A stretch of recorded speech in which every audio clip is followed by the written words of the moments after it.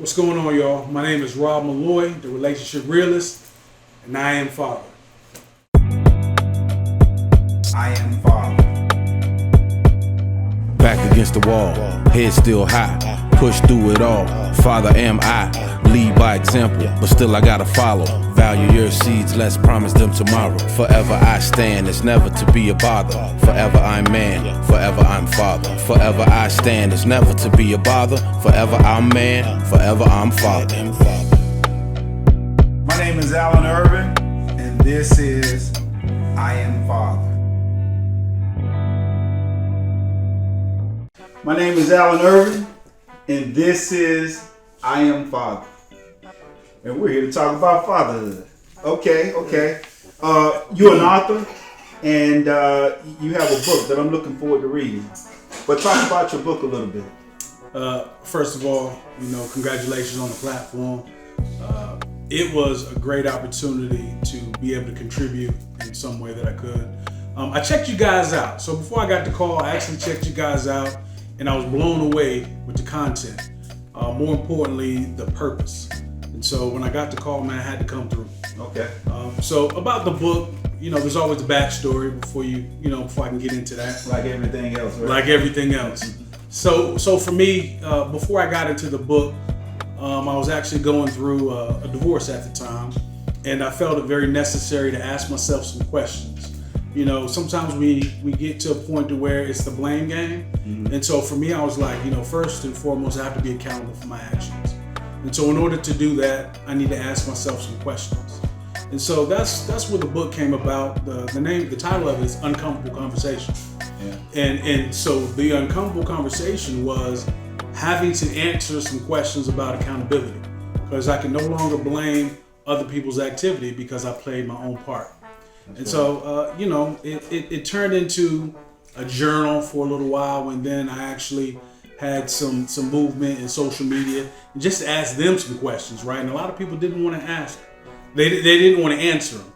Yeah. And so I understood. And so let me package it to where a person can get the book, read it, take some time to think about it, meditate on it, do some self-evaluation, because those are the things that I did, and it has been the number one selling book in this genre. Oh man, that's great. Thank you so much. That's great. So you said accountability. You got accountability for yourself. You made yourself accountable. You holding yourself accountable is what you're saying, or is it another type of accountability? Well, I would say it's a combination of. Okay. But when it comes down to it, what do I have control over? I have control over my actions and activity. Right. So the accountability for me is from the thought process to the manifestation and execution of the things that I did. Because of course, it's all in the mind first and foremost, mm-hmm. and we have that option to participate or not participate in something. And so, I was just thinking to myself, what was my motivation, my motivational factors, and what was my thought process and mindset with my things that I decided to do.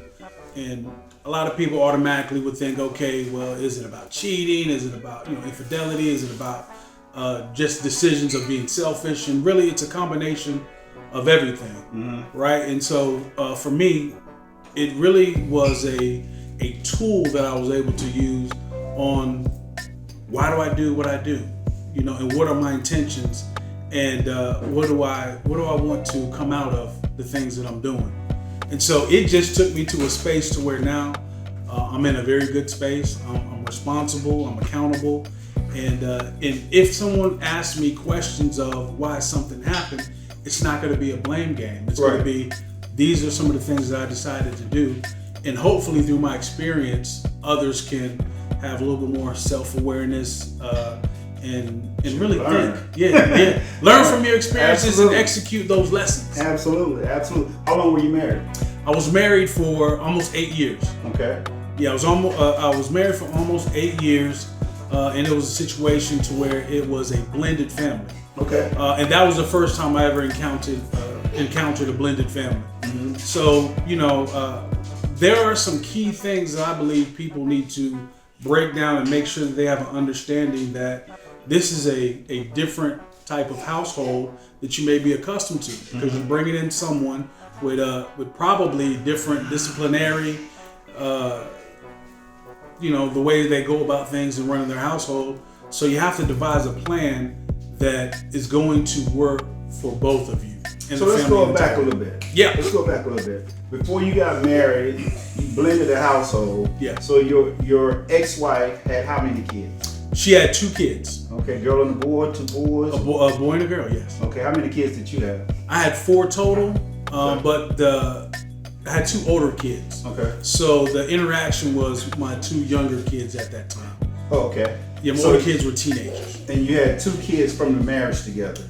We didn't have any kids together. Okay. Mine came from a previous marriage. Okay. And hers came from a previous relationship. Okay. Yeah, so that blended, I tell you, that's a whole new dynamic. I mean, that brings in stepdad, that brings in, and a lot of people don't want to say step. Right. But really, that's what it is. It is. Because we're speaking to the majority. That's so right. we got to talk to them as well. How was that though? Bringing in that blended family. I mean, what type of decision you had to make in the beginning to say, I want to do this and I want to bring this together, because you got to manage the entire process. Absolutely. So first and foremost, one thing that we concentrated on is we wanted to make sure that we were compatible, that we wanted to be together, that we actually liked each other. You can get to the love part relatively quickly, but liking, that's going to take a little bit additional work and consideration. And so, we loved each other and we liked each other. So that was one of the first things that was important, because when you love and like someone, then you also accept and acknowledge what comes with them. Wow. So that process of whether she had 1 child or whether she had 3 or 4 kids, because I loved her and I liked her, I had already accepted and made a conscious decision that I was going to go ahead and be all into this marriage. So that was my focal point. The biggest challenge, I would say, would be that we did not devise a plan together. You mentioned, me or men being the leaders or being the head. What comes with that is understanding that you have help, right? And that was something that was important for me to understand. But going through that process, I didn't have it figured out. And the help is the spouse at that time. The help is the spouse. Okay. Right. And really just understanding what that household dynamic's going to be. Because it's going to be different than what I came from. It's going to be different from what she came from. So it's going to be a new experience regardless of what you had going on prior to. And so I would say that the biggest challenge for those that need to take that in consideration is you have to create a new blueprint. You may have been used to this, or used to a certain way, but when you're with someone, you love someone, and you guys want to build a foundation and build on top of that, then you have to have a new blueprint. So you say, you said a lot. You've said a lot, but going back just a little bit, you alluded to a difference between liking someone and loving someone. Man. Speak on that. What's the difference? Yeah, well, the difference is I believe that when people get together, you have different experiences. And those experiences typically pull you together. Sometimes it's circumstances in life. Sometimes it's certain things that you have created together. And so when you talk about love, I believe that we can fall in love with someone because who we are in our heart and who that person is to us, right? But when it comes to like, that goes beyond that, because you take in consideration that everything is not going to be what you expected, right? And so you have to go beyond love, and you have to want and desire to build and continue to get past whatever those obstacles are. And I believe that also, you can get to a point where you love someone, but if you don't like them, then you're not going to have longevity. Well, are you going to like everything, or, it's going to be, to me, I think there's a compromise. Yes, right. And what I mean by that is just the effort. Effort, acknowledgement, and understanding that, you love them, but sometimes you love them and you can love them from afar. But if you like them, then it goes beyond that, and you think more so about now and the future versus what you've loved them for up to that point. And so I think that's kind of what gets people beyond that challenging point, that fork in the road where you make a decision is, are we going to work towards this and keep this going, or are we just going to agree to not do this anymore? Right. So just because there are aspects of a person that you don't like, does that mean that the relationship would not work? When it boils down to it, I definitely feel like you have to look at where you see value in. Are you in a space to where you're going through the motions and you just want to get to the next point and hopefully things will progress on its own, or will you be intentional, right? And so, sometimes through the relationship, now you're not going to like everything that they do, like you mentioned, but at the same time, you're looking beyond just that moment, and you also have to take consideration that you made a commitment. So your commitment should include you bettering yourself, personally growing and developing, and then understand that your spouse or your companion is also going to have their own challenges and go through their own process. Now, when you like someone, I feel like that's when you make a conscious decision that through it all, we're still going to work through it, because I feel like it's worth it. So are you saying you can like that person more than you love them and decide to go through it? I believe so. I believe so, because when you come to that fork in the road, you can still love them, right? And you can love them and let them go, because you feel like that's best for you and that's best for them. But when you like them, that means that you see the future. You're working towards the future, and you feel like it's worth the work. Okay.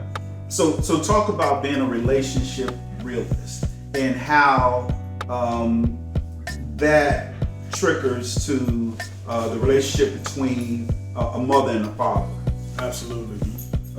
So the relationship realist came about when I thought about the totality of the importance of relationships. You have relationship experts, relationship gurus, and things like that. It has nothing to do with me. And the reason why I wanted to make that distinction is because, number one, being a realist, that allows me to not only know and understand, but respect different perspectives. So it's not always going to be one answer or a cookie cutter. And so that part came with the realist. Now the relationship part, a lot of times people just think about, companionship, but that's not the only factors when it comes to relationship. It's the relationship with the kids. It's the relationship with your parents. It's the relationships that you have outside that can sometimes affect, sometimes more than it should, but these are factors in how relationships go with those dynamics, if you let them. And so I feel like it's important to identify all of the factors that goes on, and it helps you understand where that person comes from and why they do the things that they do and why they've been doing the things that they do until it's addressed. Right, absolutely. So when I say fatherhood, what does that mean to you? Fatherhood, accountability, responsibility, guidance, legacy, those things come first. Communication. These are things that historically have been said that fathers, especially in our communities, that we don't do. There's enough garbage out there, all throughout media, all throughout decades in history. The challenges of black fathers, of fathers of our culture. And so for me, I feel like it's important to not only acknowledge that there are some excellent fathers out there, but also we still have that community to where we are uplifting, we are actually communicating with each other, and we're helping build not only a foundation, but a system to where we can continue to support each other as we navigate through life. Absolutely. So what advice would you give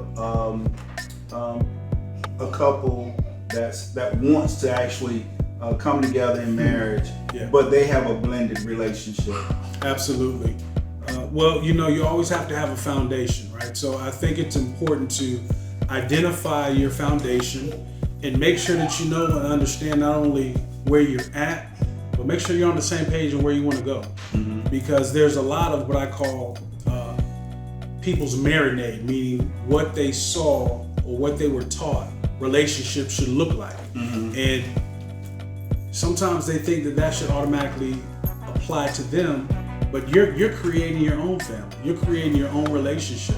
You can take bits and pieces of your experience, whether it's directly or indirectly, and you can create with your partner whatever you want that to look like. Absolutely. You don't have to, go by this blueprint or this cookie cutter system and apply it to yours, because when it's all said and done, you and your partner are responsible for what goes on and what doesn't go on. Absolutely. Me, myself, I was actually married for 15 years before divorce. And one of the things that I realized and that I had to do in marriage was keep out external issues. Come on. I mean, speak to that. Yeah. Well, unfortunately, I know way too much about that. Okay. And for me, through my relationships, just relationships before I even got to the married point, I've always been private. I've been private about, what goes on with me and my significant other and who I'm dating. Private to a point to where I'm not saying I don't want anyone to know that we're dating, but private as far as what goes on in our household, what goes on and the things that we do and the decisions that we make, so that we don't have those influences. Because you never know where the heart is from the influences that are talking to you. You don't know how they feel about you, if they're really genuine, excited about it. You don't know if they're waiting to see how long it's going to last. You don't know if they're actually comparing what they have or had to what you had. And that may make them feel a certain way. So, even if it's family, I've learned that you still have to make sure that you create what you want. You and your spouse needs to be on the same team. You and your companion needs to be on the same team, and only you two can execute that game plan. I look at it like basketball. I'm a basketball junkie. You can stick to the play that you guys have practiced over and over, and that you decided, hey, this is going to be our play. Right. Or you can listen to the fans, right, or the crowd. The fans gonna call out. That's exactly right, man. And depending on how, if you listen to it, if you think that's a good idea, then that's how your W can turn into an L. Absolutely. Quickly.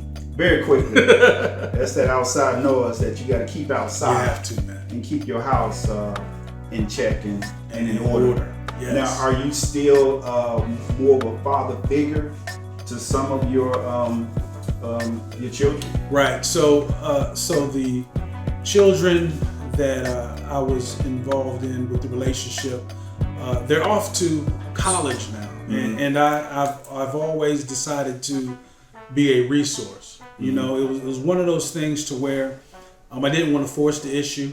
And even towards the end of things, I wanted to make sure that our relationship was solid enough to where if you need me, I'm here. I know when I got married, my ex-wife had I think Quincy was 6 years old at the time. Okay. And married for 15 years. And I'm still like a father figure in his life. Okay. He still called me Papa. Yeah. I consider him my son. Yeah. And he's always going to be that way. Yeah. So I figure once a father, always a father. Sure.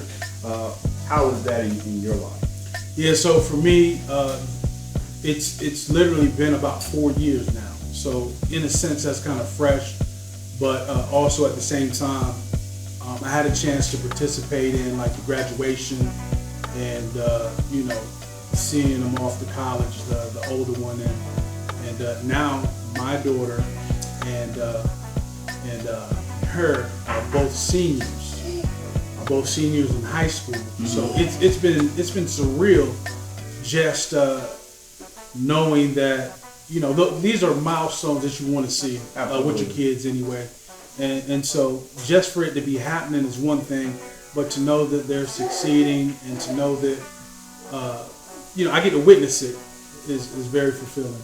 So it's one of those situations to where it was up and down. To be 100% transparent, it was up and down, and so as the adult, because I'm not putting any pressure on kids, as the adult, it was important for me to make sure that they knew, even though we're no longer share the same household, I'm not with your mom anymore, that I'm still here in any capacity necessary. And I'm just thankful that there's still some lines of communication that I feel we can continue to build from. Hey, that's great stuff, man. Absolutely, that's super. How important do you think co-parenting is inside of the marriage and outside the marriage, after the marriage? Yeah, co-parenting is critical. Number one, the kids are accustomed to having both the parents, whether one is a father or mother figure, and that relationship still has to continue to develop, even though it's not in the same household setting.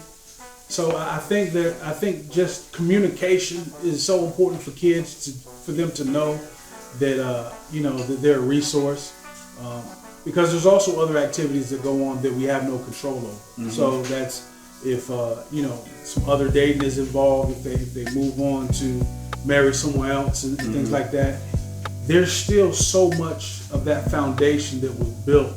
And that as parents, period, we just pray that, what we instill to them, they hold on to it, they continue to see value. And even if they don't understand at the time, because a lot of kids don't, as they grow up and become young adults, it's deeply rooted to where, it comes back to them in a second nature. Yeah, that's great, man. Indeed. That's super. Indeed. How important do you think it is for both the mom and the dad to be present in their seed's life? Yeah, well, I have 4 children, and 3 of them are adults now. And so each child is so unique and different.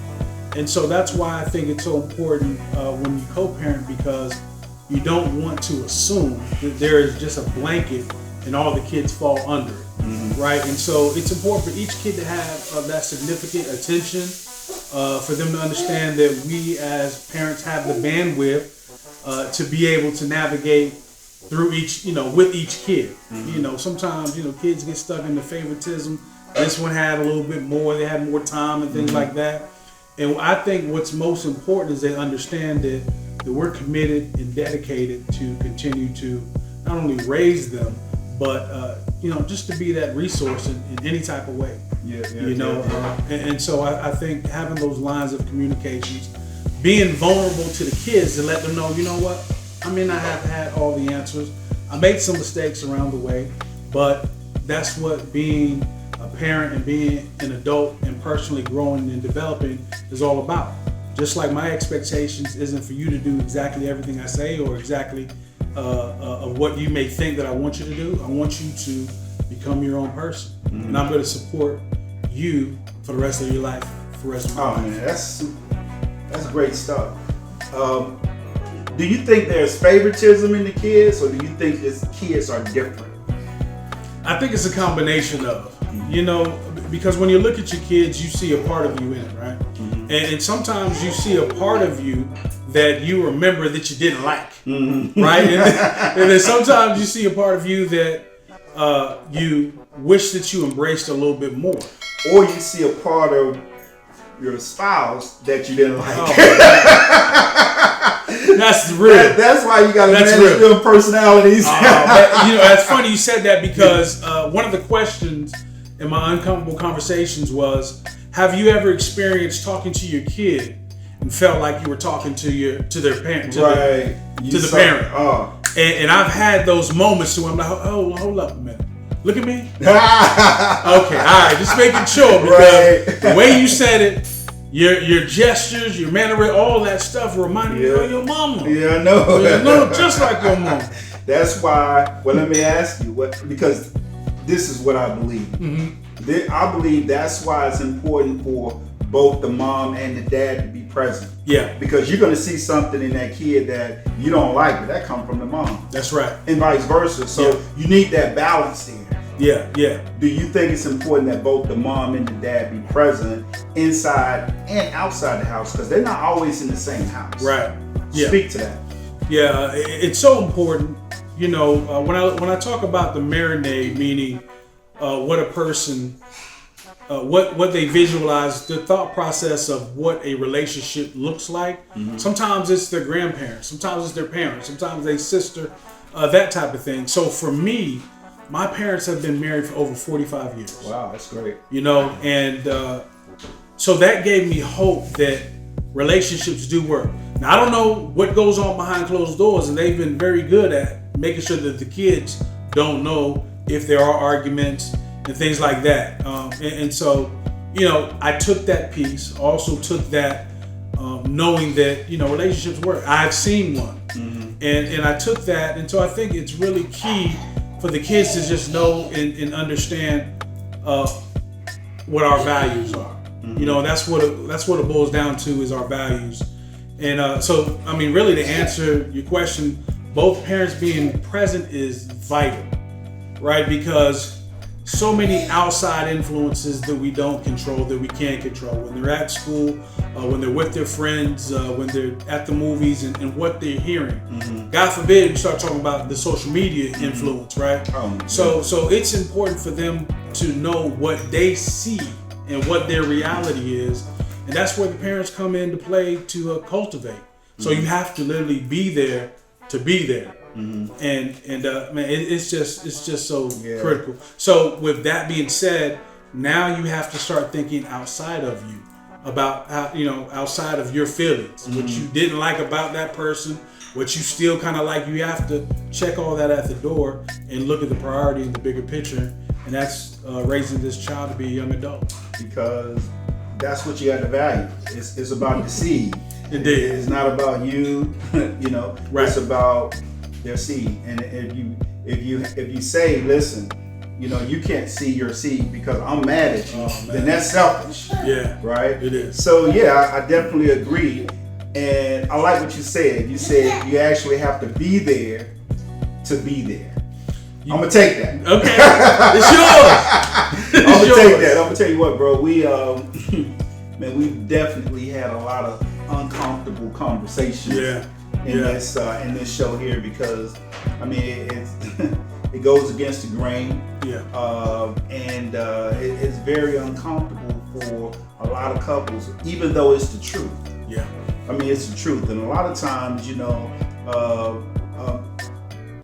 mom and dads, they got that friction, but it's because they're not communicating. And I know you have a lot of uncomfortable conversations on your podcast, and I would love to come on. I'm telling you, I'm waiting on the invitation. I need you now. on that. I need you. I'm gonna have my people get to your people, and we have to make that happen, because again, this platform is so important because of the imagery that's being projected out there. We have to be 100% honest. I remember asking my audience when I was doing an event, and I asked them, I said, when you look at the news, you can pick whichever station you want. What is the imagery of black fathers in any network, any broadcast that you see? What is the imagery? Like, how often do you see the fathers in their community, in their families, being uplifted for the jobs that they're doing? Whether it's right there in that household, that branches out to the community, or even on a bigger scale. I don't see too much of anything, and if so, it is far and few between. So, you know, anytime that we can do a collaboration, and we can just talk about what's real, that's what I'm down for. Absolutely. And I'll tell you what, man, even though what you say is true, right? One thing that statistics show is single fathers are on the rise. From 2010. Okay. And I think the more that we do, the more that number is going to increase. And I'm looking forward to it. I mean, all we want to do is make progress. That's it, man. That's it. And it's, you know, documentation is important. You know, some people are big on statistics, but numbers don't lie. And so we have to acknowledge, like you said, it's on the rise. And the imagery is helping because we're in more powerful positions to be able to show exactly what's going on, you know, versus allowing people to paint that picture for us who's not in our culture. You know, and so that's so key, and that's why any platforms that we have to continue to stick together, promote each other. You know, one of the things that I feel is so funny, my following, I would want all of my following to follow you. that takes zero value away from me. And there's zero competition because ultimately we all have the same goal. One goal. That's what I was about to say. Yeah, absolutely. Yeah. And you gotta have that mindset. Yeah. Yeah, you gotta have that mindset, man. That changes the trajectory of what can be accomplished versus what's actually being done.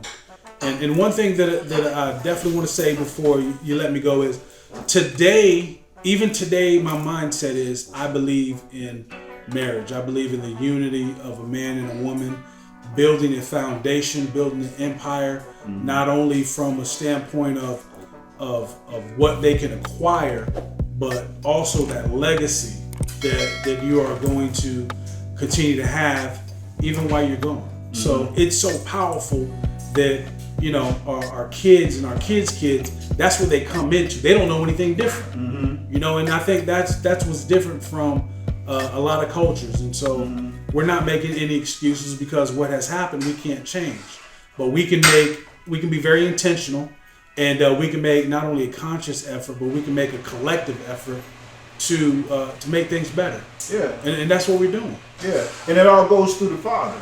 Yes. And that's another conversation. That's another episode. Because I believe that, we were created to be fathers from the very, very beginning.